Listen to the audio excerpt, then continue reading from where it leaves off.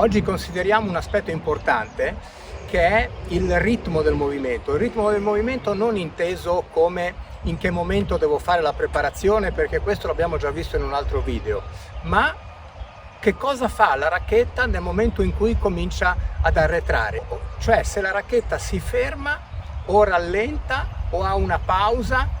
Ve lo faccio vedere con il diritto, però lo stesso concetto può essere applicato al rovescio e anche al servizio. Diciamo che la racchetta, quando inizia ad arretrare, non si dovrebbe mai fermare. Potrebbe avere una diversità, una differenza di velocità nell'arretramento, però non dovrebbe mai fermarsi. Quindi se c'è una leggera pausa o un rallentamento, dovrebbe essere una pausa definita pausa attiva, cioè dove i muscoli non si scaricano.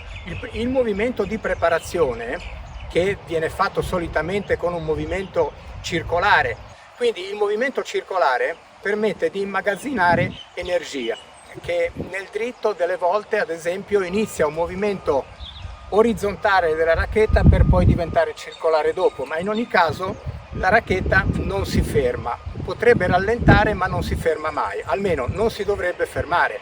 Considerate che se io fermo la racchetta per un secondo perdo il 55% dell'energia immagazzinata, se fermo la racchetta per 3 secondi il 100%.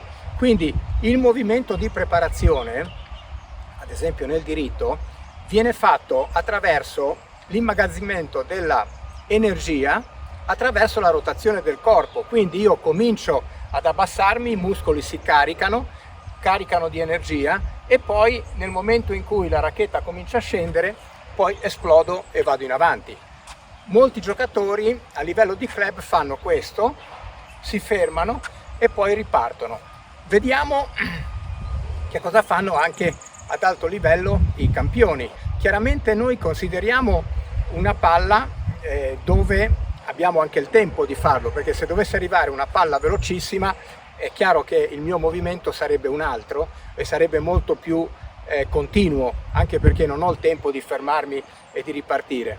Di conseguenza potrebbe essere anche un movimento più ridotto, ad esempio palla velocissima faccio solo questo, però nel momento in cui io ho tempo, alcuni giocatori, interrompendo il movimento in una delle sue fasi, perdono velocità, perché bisogna di nuovo utilizzare la forza di inerzia per mettere in moto la racchetta.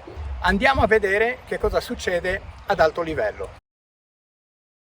Vediamo cosa fanno i campioni. Analizzeremo tutti e tre i colpi, il diritto, il rovescio e il servizio, e vediamo in che momento, se ci sono delle pause, se la racchetta interrompe il suo movimento nella fase di avanzamento o nella fase di arretramento.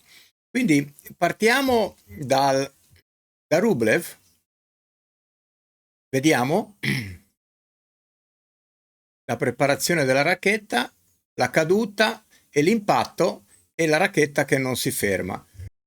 Vediamo questo particolare colpo di preparazione come ha Tiafoe, che pur facendo un movimento molto lineare non interrompe la corsa della racchetta. Dobbiamo considerare che se la racchetta va indietro esattamente su una linea orizzontale per poi ritornare in avanti sulla stessa linea, ovviamente si dovrà fermare. Quindi deve esserci un movimento dove la racchetta non effettua mai lo stesso percorso, in modo da poter fare appunto il movimento continuo. Proseguiamo con Alcaraz e vediamo nel rovescio soprattutto se c'è una riduzione della velocità. In effetti, ecco, avete visto in questo momento qua Alcaraz rallenta molto la corsa della racchetta. Rivediamolo un attimo.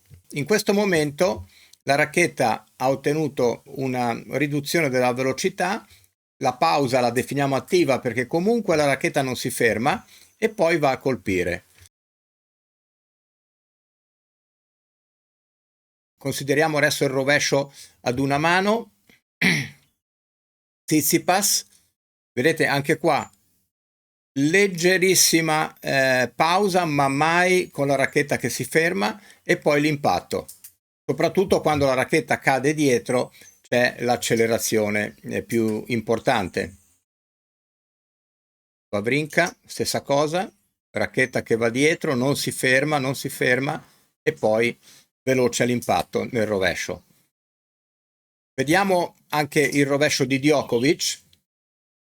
Che cosa fa? La racchetta, le mani passano abbastanza basse nel rovescio di Djokovic, però la punta della racchetta è alta e questo gli permette di far cadere la punta della racchetta e di non fermare mai la traiettoria e di non fermare mai la racchetta quando va a colpire.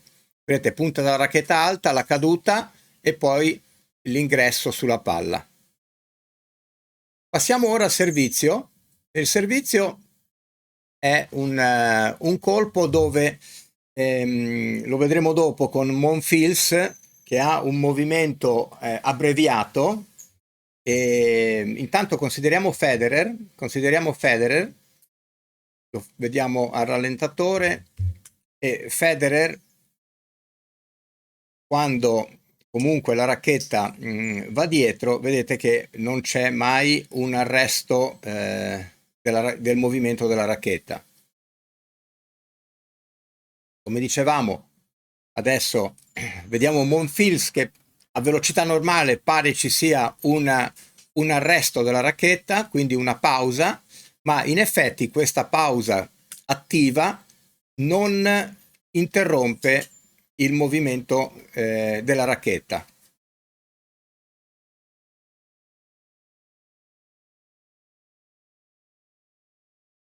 La racchetta non si ferma mai. Perché parlavo di ritmo? Chiaramente perché va in funzione del ritmo del movimento, quindi con il timing. Se io faccio una preparazione, ad esempio nel dritto, nel rovescio, faccio una preparazione troppo anticipata, a un certo punto mi dovrò fermare per poi riprendere il movimento e effettuare il colpo.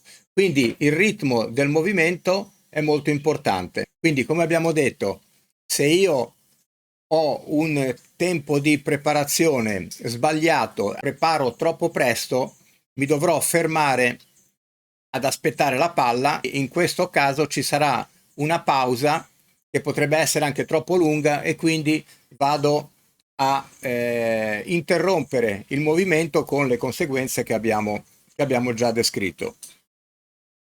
Bene, buon tennis a tutti!